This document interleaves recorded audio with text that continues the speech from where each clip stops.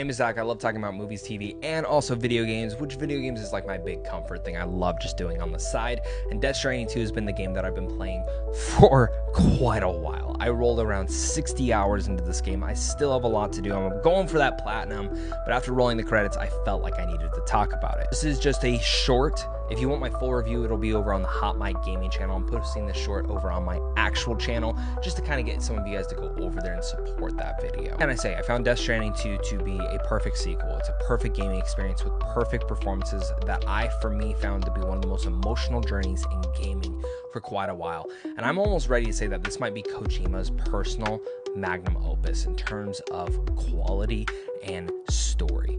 And that's saying a lot because the guy created Metal Gear Solid, and if you look at it, most of that franchise, you could argue that a lot of those could be his magnum opus, specifically 3 and 4. Personally, for me, none of his other games have ever hit this hard. I think a lot of that is just because the more of the modern engineered stuff, and it feels like Kojima made a game because he wanted to make a game.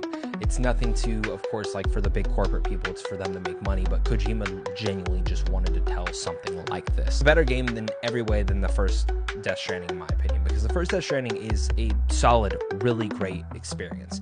It's just backloaded and front-loaded with a lot of information and a story that could have been paced better. The game takes that emphasis and actually makes it even stronger in every sort of light, to the point where I absolutely love the story going through here, and I loved each and every one of the characters. Specifically, Leia Sedux's Fragile, I found, for me personally, her to be the most interesting character in this entire video game, as well as Higgs. Troy Baker goes all out with Higgs. A lot more with Norman Reedus as Sam Bridges this time around, and specifically pairing him with someone named Dollman, that is kind of something like Kratos and Mimir, or Cortana and Master Chief, that adds another emphasis to the character that I wasn't expecting. In the near future, Elle Fanning, depending on what they do with that character and what they really much dive into, because there's so much in here that we learn about her, but I feel like there's even more to learn. Character tomorrow, for me, might end up being the best character in the entire Death Stranding, and I would say maybe even top 3 in all of Kojima's history. A lot more other characters in here as well that are fantastic too, but it really much is the story that it decides to tell, journeying from Mexico to Australia to connect them all through the chiral network. But it all sounds cool, it all looks cool, the designs of everything are amazing.